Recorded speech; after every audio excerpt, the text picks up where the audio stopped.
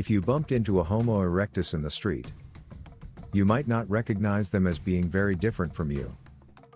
You'd see a certain humanness in the stance, and his or her size and shape might be similar to yours, but their face would be flatter, with a more obvious brow. Of course, this is entirely hypothetical, as we know Homo erectus is now extinct. This enigmatic human ancestor probably evolved in Africa more than 2 million years ago, although the timing of their disappearance is less clear. Homo erectus was first discovered in Java, Indonesia, and then China. These are the famous Java man and Peking man fossils. Homo erectus is thought to have become mostly extinct following the emergence of modern humans. Yet some specimens from Java have been dated to as recently as 40,000 years ago. If this dating is correct, it suggests that they coexisted with Homo sapiens, although probably only in very small pockets in Indonesia. The expansion of Homo erectus throughout the globe was the first time that a hominin species had ventured beyond Africa, and occurred 2 million years before modern humans replicated this great feat of exploration. They may have been encouraged to spread so rapidly by the expansion of grassland during this period. Driven by climate change, this created more habitats for plant-eating animals and so increased the amount of available prey. Homo erectus was the first of our ancestors to physically resemble modern humans. They were taller and their brain was larger than previous hominin species such as Australopithecus or Homo habilis. They had a slightly different face to us. It was flatter with more prominent brow ridges. Homo erectus was much smarter than previous hominins, being the first species to use fire and may have been the first to live in hunter-gatherer groups. They made stone tools in a style called the Aeculian, characterized by distinctive hand axes.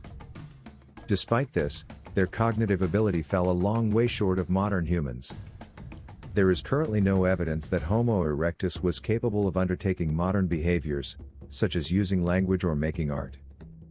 The importance of the recent discovery of archaeological material attributed to Homo erectus in the Philippines helps us learn more details about what this species may have been capable of.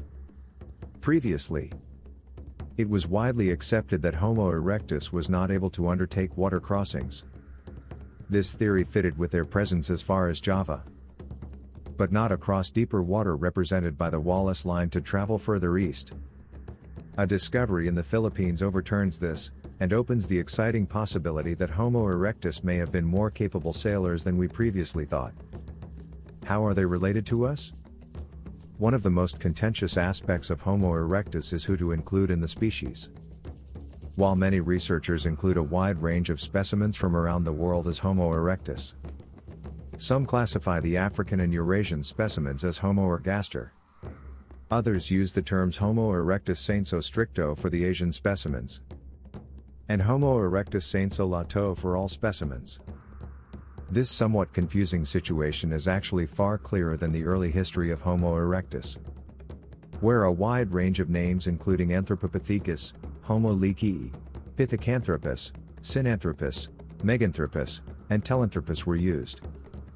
The reason for this complexity is that Homo erectus, whatever you choose to call them, have a comparatively wide range of morphological characteristics, making it difficult to decide how much diversity to include within the definition of the species.